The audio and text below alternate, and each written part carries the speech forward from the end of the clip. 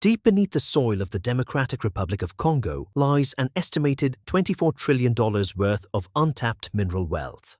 That is enough gold, copper, cobalt, and lithium to match the entire annual economic output of the United States. And yet, roughly 70% of its population lives on less than $2.15 a day. That gap is what decades of colonial extraction, political instability, and the brutal economic paradox known as the resource curse does to a nation. Right now, the country that powers the global green transition, supplying over 70% of the world's cobalt, is facing one of the worst humanitarian crises on the planet. What should have been a story of a nation becoming the Saudi Arabia of the tech age has instead turned into a structural nightmare. To understand how a country sitting on a $24 trillion fortune reached the brink of total economic failure, we have to answer three critical questions. 1. How did Congo's wealth become a curse? 2. How did China quietly lock down its supply chains? 3. And is there any realistic path out of this crisis? To economists, Congo is the ultimate textbook example of the resource curse, or Dutch disease. Capital and labor get sucked exclusively into extraction, inflating the domestic exchange rate and destroying domestic agriculture and manufacturing. Why build factories or farm the land when you can simply dig dollars out of the ground?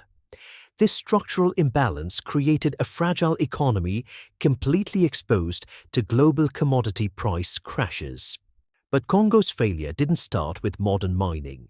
It began under King Leopold II of Belgium, who treated the entire country as a private extraction venture.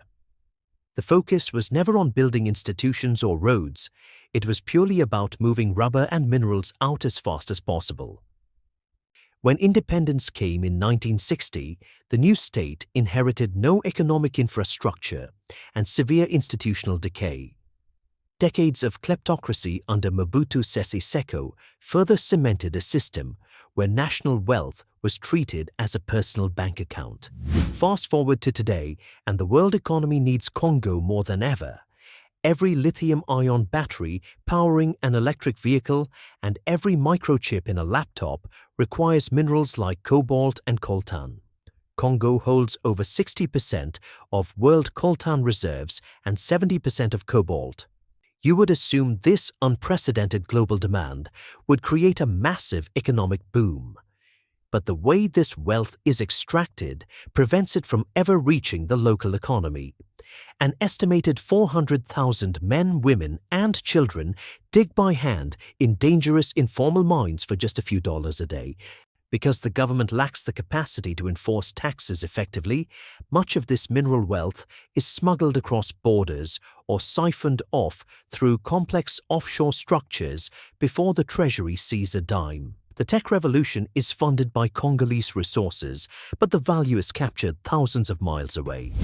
While Western nations were focused on political governance, China executed one of the most strategic economic maneuvers of the 21st century. Chinese state-backed companies secured control over 15 of the 19 largest cobalt and copper mines in the DRC. Under infrastructure for minerals deals, China promised roads, hospitals, and railways in exchange for long-term mining rights. However, audits show that while billions in minerals left Congolese ports, many promised infrastructure projects were delayed or never built. Today, China processes roughly 80% of the world's refined cobalt. This created a massive supply chain bottleneck, turning Congo into the front line of a new Cold War over critical green transition minerals. This macro-level resource race has left the micro-level economy in severe distress. The Congolese franc has suffered relentless devaluation, driving inflation into double digits and destroying the purchasing power of average citizens. It's a cascading collapse. Weak institutions lead to lost tax revenue. Lost revenue means no investment in energy grids or transport. Without power and roads, local businesses can't form, keeping the country locked in raw mineral dependency. Is there any realistic way out of this $24 trillion paradox? The government has begun renegotiating contracts to demand higher royalties and local processing plants.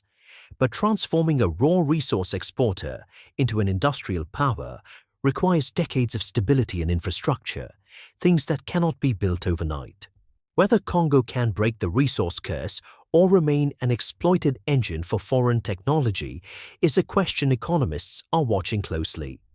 If you want to see how another nation collapsed under the weight of its own massive oil reserves, click the video on your screen right now to watch our breakdown of Venezuela. Thanks for watching and see you in the next analysis.